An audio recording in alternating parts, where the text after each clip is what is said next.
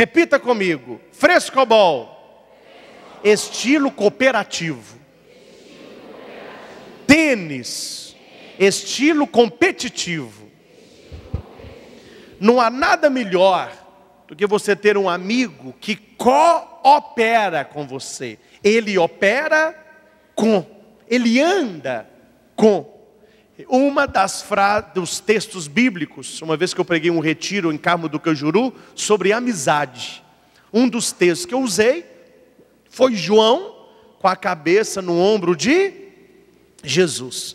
E eles tinham uma amizade íntima tão grande, que eu falei que quando João, eu falei isso aqui esse ano na Semana Santa também, colocou a cabeça no ombro de Jesus e no peito de Jesus, ele estava ouvindo o coração de Jesus, e o coração dele batia no compasso do coração de Jesus. Eu lembro que eu perguntei se o nosso coração bate no compasso do coração de Cristo. Tal era a intimidade dos dois. Eles eram cooperativos. Eles não eram competitivos.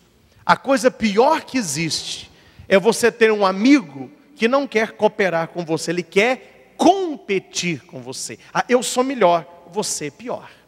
Eu tenho, você não tem. O problema é quando você namora com alguém que não é cooperativo, alguém que é competitivo. Pior ainda é quando você casa com alguém que não sabe jogar frescobol. A pessoa só joga tênis. Então você é como diz aquele filme de Hollywood, pavoroso, que fala que o nome do filme é Casando com o Inimigo. Não sei se vocês já assistiram. O homem é totalmente louco. Falando em casando com o inimigo, abre um parênteses. Certa vez eu fui alugar um filme, quando eu estava em Itaúna nas férias, né? E fui no lugar alugar um filme. E parece que a pessoa lá era novata na área. Eu cheguei e falei assim: olha, esse filme aqui é bom? Esse é um espetáculo. O que ele tem? Ele começa com suspense. Ele tem um suspense, aí depois do suspense tem umas agressões, tem bang bang. Bang bang é tiro, né? Tem bang bang. Aí ele fez uma carinha assim, ficou vermelho. Por que ele está vermelho? Tem um pouquinho de sexo. Tem um pouquinho de sexo. Quer saber o que era padre, né? Eu falei assim: não, mas o filme é bom. Já vou te adiantar, no final a moça morre. Eu falei: já não quero. Já contou, meu filho, me arruma um outro aí. Quer dizer, a nossa vida, ela tem um pouquinho de cada coisa. E é a junção de coisas que formam a nossa história. E a minha história, ela é do jeito que é. E a sua história, ela é do jeito que é. Preste atenção. Porque existe o que eu chamo de opção fundamental. O fio de ouro. O que é esse fio de ouro? É aquilo que me leva a ser do jeito que eu sou, fazer o que eu faço, gostar do que eu gosto e de quem eu gosto. São as minhas opções fundamentais. E o que é que define o seu fio de ouro? A sua opção fundamental. Se você tem um estilo cooperativo ou competitivo. Quem gosta de cooperar, ele vai ter ao lado pessoas que sejam cooperativas. E ele vai afastar quem é competitivo. E quem é muito competitivo, ele tende a afastar quem é cooperativo. E ao lado dele ficam também pessoas competitivas. Então preste atenção nisso. Os nossos relacionamentos, casamento, namoro, noivado, amizade, só há dois tipos. Existe o relacionamento tênis e o relacionamento frescobol. Os nossos relacionamentos e também o casamento, que é tipo tênis, eles têm muita raiva, ressentimento e terminam muito mal. É tapa, soco, rabo de arraia, voadora, coisa horrorosa. Sabe o que é rabo de arraia, né? Sabe não? Rabo de arraia assim...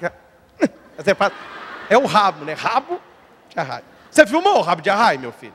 Como que quem tem em casa vai ver o rabo de arraia? Filma o pé do padre aqui, ó. Quem está no telão não viu o que é rabo. É isso. Rabo de arraia, isso aqui, ó. Isso aqui é o rabo, né? O rabo. Aí você joga a pessoa no chão, pula nela, coisa horrorosa. Pode fechar de novo. E nós temos os relacionamentos tipo frescobol. É uma fonte de alegria. Não tem nada melhor do que você saber que quem está do seu lado torce por você. Tem coisa melhor? Não tem coisa melhor, né? Você está lá numa competição ou fazendo qualquer coisa, a outra pessoa não está olhando para você e falando assim, vamos ver se eu estou melhor. Vamos ver. Não. O cooperativo é, vamos que você consegue. É junto. Não vou largar você para trás. Cooperativo, juntos. Competitivo. Tinha um casal. O sonho da mulher era conhecer a mãe África. O marido falou, levo, principalmente se o leão estiver. E eles foram fazer um safari. E ela de tênis, ele de tênis. E os dois saíram para conhecer a savana. E o rapaz já tinha, ele falou, não, você pode ficar com o jipe lá no fim, lá no horizonte, que a gente vai passear aqui, eu chego lá. Que ele tinha visto atrás do morro lá um leão. E ele era corredor. Nisso ele está passando com a mulher, né? Vem cá, olha lá, um rinoceronte, a girafa, que pescoço, me lembra sua mãe, pescoçuda mesmo. E foi a bandeira. Aí viu o leão, meu filho. O leão parece que não comia, tinha meses. Mas aquele bicho ficou louco e começou a correr. E a mulher correndo, entrando na areia, no tênis, aquela coisa. O marido parou e começou a tirar o tênis. Aí a mulher falou assim, olha a delicadeza da mulher. Sua besta. É assim que casal uns trata o outro. Sua besta. Você está achando que sem tênis, você vai correr mais do que o leão? Ele falou assim, minha filha, quem quer correr mais do que o leão? Eu quero correr mais do que você.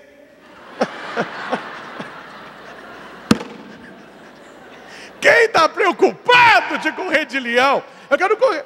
Meu irmão, qual é o tipo de relacionamento desses dois? Cooperativo ou competitivo? Vamos arrumar um jeito de nós dois ficarmos vivos e enfrentar esse leão juntos. Cooperativo. Não, eu quero correr, não é mais do que o leão. Eu quero correr mais do que você. Competição. O importante sou eu. Você não é importante. Preste atenção nisso aqui. Você que já casou principalmente. Você que quer casar. Nietzsche disse, ao pensar no casamento, cada um deveria, antes de casar, responder a seguinte pergunta: você crê que seria capaz de conversar com prazer com esta pessoa até a velhice? Quer que repete a pergunta? Você crê que seria capaz de conversar com prazer com esta pessoa até a velhice? E ele diz que tudo mais no casamento é transitório. O prazer é transitório, os filhos são transitórios, a saúde é transitória e se definham com o tempo. E só fica a arte de conversar. Já contei uma vez, mas vale a pena lembrar que é uma historinha que eu acho muito bonitinha. Eu conto muito nos casamentos que eu assisto aqui. Que eu fui assistir um casamento no Santuário Santo Antônio, cheguei mais cedo e fiquei na praça. Eu errei o horário do casamento, cheguei 1 hora mais cedo. Estava dando outro casamento. Para voltar aqui estava longe, fiquei na praça, no banquinho lá. Chegou um casal de idosos, bem idoso. Aí sentou ele, sentou ela, e ele tinha um algodão doce. Aí ele abriu lá aquele raminho, tirou e eu só de olho nos vovô, né? Vamos ver o que vai acontecer ali. Aí ele tirou, aí ele pegou um pedaço e pôs na boca dela. Aí ela. Aí ele olhou para ela e fez assim, ó. Aí ela pegou um pedaço e pôs. Gente, lindo. Eu fiquei olhando aquilo. Pena que eu não tinha uma máquina de retrato. Aí depois eu lembrei que eu estava com o celular. Mas aí comeu. Aí ele dava para ela, dava para ele. Aí numa hora, ela pegou e comeu. Aí ele olhou para ela e falou assim: olha a diabetes. Comendo algodão doce, preocupado com diabetes. Ela foi e falou com ele: quem está falando? Aí ela pegou um outro pedaço e pôs na boca dele. E os dois ali, sozinhos. Os filhos não estavam, dinheiro provavelmente não tinham muito, ela com uma roupa bem arrumadinha, mas simples, ele assim limpinho, mas um senhor também simples, comendo ali, degustando doce de um algodão doce. Depois que terminaram, deram a mão, saíram passeando na praça. O que esses dois tinham? Qual é o segredo deles? Eu não os conheço, mas eu tenho certeza. Uma coisa eles têm: a arte do diálogo, a arte de conversar. Quem não conversa, das duas uma, ou não termina junto, ou termina junto com um dos dois muito infeliz, tomando muito remédio, principalmente para dormir, né? Porque a pessoa não aguenta viver do lado de uma múmia, de Tutankhamon, alguém que não fala nada. A palavra diálogo, logos é palavra, é a palavra que ilumina, diálogo, dia, é claro a palavra. Quem não conversa, o relacionamento se torna noite e se torna triste. Tem aquela história das 1001 noites de Geraçade. Já ouviu a história? Você acha que ela ficou fazendo sexo com o sultão 1001 noites, meu irmão? Ela sabia que aquele prazer ali era muito pequeno de tudo que o sultão esperava dela. O que ela começava a falar? Ela sentava, punha a cabeça do sultão no colo dela e fazia cafuné, ia falando. E a conversa dela ninava o sultão. Ela falava da natureza, falava de amor. O que manteve ela satisfeita 1001 noites, vocês já ouviram isso? As 1001 noites de Geraçade, foi o diálogo. Ao contrário do que muitos pensam, que ela ficou fazendo sexo 1001 noites. Ninguém aguenta uma coisa dessa. Ela ficou lidando com as palavras. Ela brincava com as palavras. O que essa história nos ensina? Todo relacionamento que é pautado só no prazer físico, ele tende a terminar mal. O prazer verdadeiro é o diálogo, é a conversa. Vejam quando duas pessoas se gostam, como que o diálogo ou não flui. Veja quando você está com alguém que você não vai com a cara, você fica pensando assim: eu tinha que falar alguma coisa que antes não tem assunto. Estou mentindo ou falando a verdade? Quando você ama alguém, quando você não gosta, por que ela aguentou ficar 1001 noites com o sultão? Ela não estava fazendo sexo com ele 1001 noites, mas ela estava ninando-o com a força do diálogo. É a primeira coisa que eu digo para você que se casou ou quer se casar. Cuidado para que o diálogo não acabe. Cuidado com amizades onde não há diálogo.